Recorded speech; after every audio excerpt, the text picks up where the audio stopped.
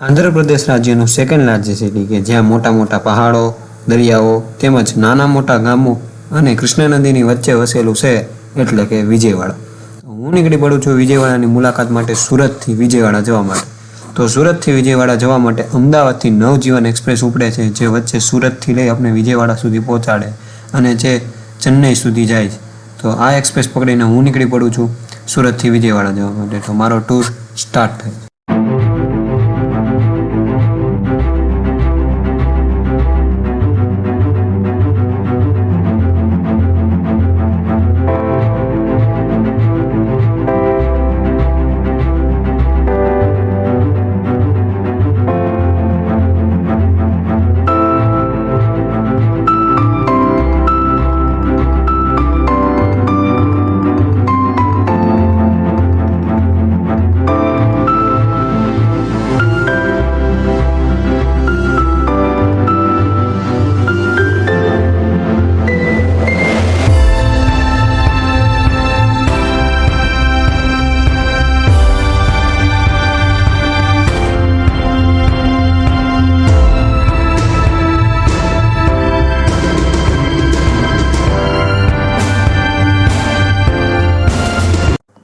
ટ્રેનની લાંબી 22 કલાકની જર્ની કર્યા બાદ હું આંધ્રપ્રદેશની નાઇટ વ્યૂ માટે સ્ટ્રીટ પર નીકળી પડું છું. ત્યાં મોટી મોટી હોટલ્સો, સ્કૂલો તેમજ ત્યાંની મોટી મોટી બિલ્ડિંગો જોવા મળે છે. તેમજ અલગ અલગ દિવાળીનો માહોલ હોવાથી લાઇટ્સ પણ જોવા મળે છે. સાઉથ ઇન્ડિયા બાજુ જઈએ અને ત્યાંનું લોકલ ફૂડ ન ખાય એવું બને જ નહીં. તો હું ત્યાંની ફેમસ ટ્રિપલ એસની ઇડલી ખાવા પહોંચી ગયો હતો વિજયવાડા. આ ટ્રિપલ એસની ઇડલી એટલી ફેમસ છે કે જે નાની અમથી દુકાનમાંથી બહુ મોટું સેલ કરે છે અને આનો ઇડલીનો સ્વાદ મેં ચાખ્યો. મેં એવી ઇડલી આખા ઇન્ડિયામાં ક્યાંય પણ નથી ખાધી અને આ છે એ બેસ્ટ દુકાન તેમની. સાઉથ ઇન્ડિયન ઇડલીનો ટેસ્ટ માંડ્યા પછી હું પહોંચી ગયો હતો વિજયવાડાની ટોપેસ્ટ બિલ્ડિંગ ઉપર કે જ્યાંથી આખું વિજયવાડા સિટી એકદમ જોરદાર રીતે દેખાય છે. અને સામે જો અંધારામાં દેખાતું હોય તો આ ગાંધી હિલ કહેવાય છે કે આ આખી હિલ જ છે આખા વિજયવાડા સિટીની ફરતે, કે જેની વચ્ચે જ આખું વિજયવાડા સિટી આવેલું છે. વિજયવાડા પહોંચીને ત્યાંનું ફેમસ ફૂડ ખાયા બાદ અને વિજયવાડાની ટોપેસ્ટ બિલ્ડિંગથી સાંજનો વ્યૂ લીધા બાદ હું નીકળી ગયો હતો સવારે આખું વિજયવાડા સિટી એક્સપ્લોર કરવા માટે.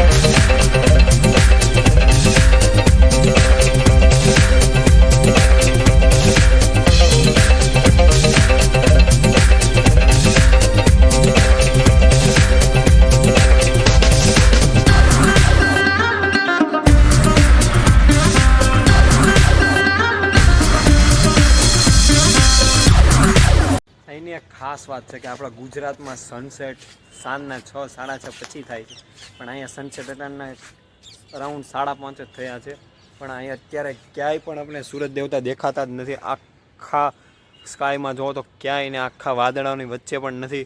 કેમ કે અહીંયા મેં ઘણા લોકોને પૂછ્યું કે અહીંયા છે સવારમાં 5:30 વાગ્યામાં સૂરજ આવી જાય છે અને સાંજે 4:30-5 થાય તો અહીંયા સૂર્ય દેખાતો જ નથી. તો આ છે વિજયવાડા સિટીનો આખો વ્યૂ. અહીંથી આખું વિજયવાડા સિટી દેખાય છે.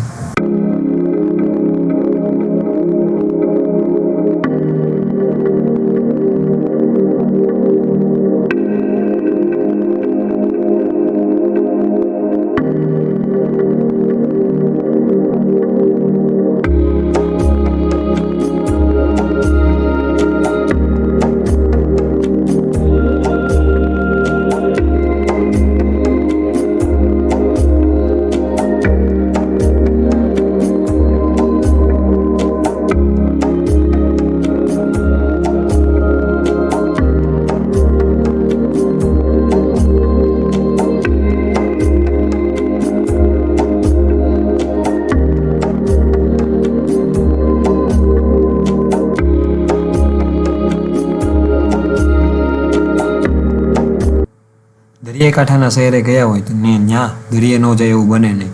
તો હું નીકળી પડ્યો હતો દરિયે બાપતલા બીચ પર જવા માટે.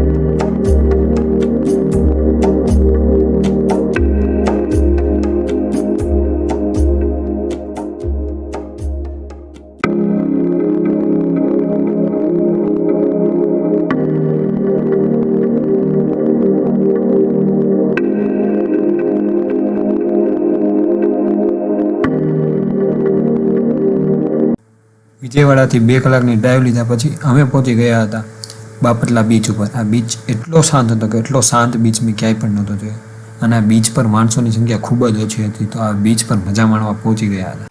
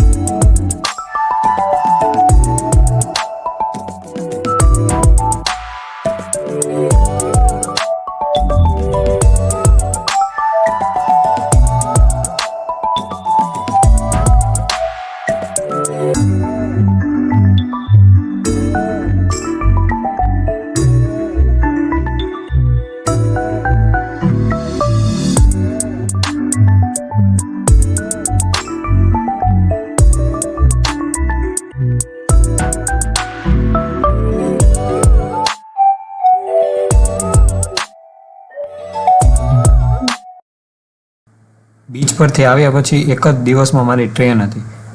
જ્યારે હું સ્ટેશન જઈ રહ્યો હતો ત્યારે મેં રસ્તામાં એક બહુ મોટું સ્ટેચ્યુ જોયેલું. આ સ્ટેચ્યુ આપણા ક્રાંતિવીર ડૉક્ટર બાબા સાહેબ આંબેડકરનું હતું. આ સ્ટેચ્યુ શહેરની વચ્ચોવચ્ચ આવેલું હતું અને આ સ્ટેચ્યુ ઊંચાઈમાં ખૂબ જ ઊંચું હતું. આ છે વિજયવાડા જંકશન. અત્યારે હું વિજયવાડા જંકશને પહોંચી ગયો છું અને હવે સુરત જવા માટે નીકળી ગયો છું.